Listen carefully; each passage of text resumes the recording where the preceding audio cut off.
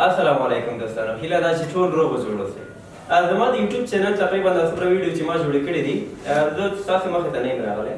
نو دا لومړی ویډیو ده چې زه د کیمرې مخې ته او البته ستاسو مخې ته راغلم. نو په دې لنډه ویډیو کې تاسو ته ښایم چې څنګه کولی شئ د واتساپ په خپل کمپیوټر کې استعمال کړئ. نو راځم د کمپیوټر سکرین ته. تاسو به ګوګل ته راشئ.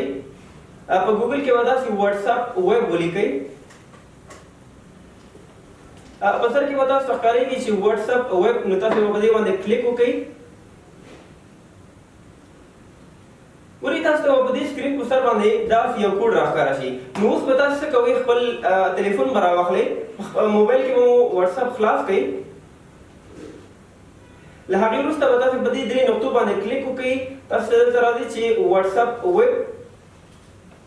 دلته تاسو ته وایي چې دا خپل موبایل مو د لیپټاپ سره وصل کړئ. نو تاسو به څه کوئ، د خپل تلیفون به د هغه کوډ سره مخامخ نیسئ. ګورئ څومره په اسانۍ سره تاسو کولی شئ چې د خپل تلیفون مو د لیپټاپ سره وصل کړئ. نو اوس تاسو کولی شئ چې دلته د هر چا ته میسج کول غواړئ، نو تاسو کولی شئ ډېر په اسانۍ سره میسج وکړئ. دلته راشئ، دلته تاسو کولی شئ ځواب ورکړئ.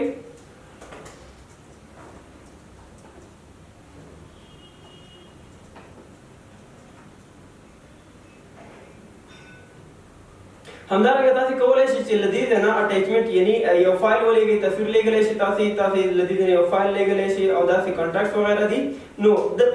نو په عین وخت کې تاسو کولی شئ چې هم لیپټاپ کې کار وکړئ او هم د خپل واتساپ سټیټس وګورئ. نو دا لنډه ویډیو وه دوستانو. هیله ده چې په دې ویډیو پوه شوي یاستئ او تاسو ته فایده کړې وي. زما یوټیوب چینل مو که نه وي سبسکرایب کړئ، یوټیوب چینل هم سبسکرایب کړئ، ویډیو لایک کړئ او له نورو دوستانو سره یې شریک کړئ.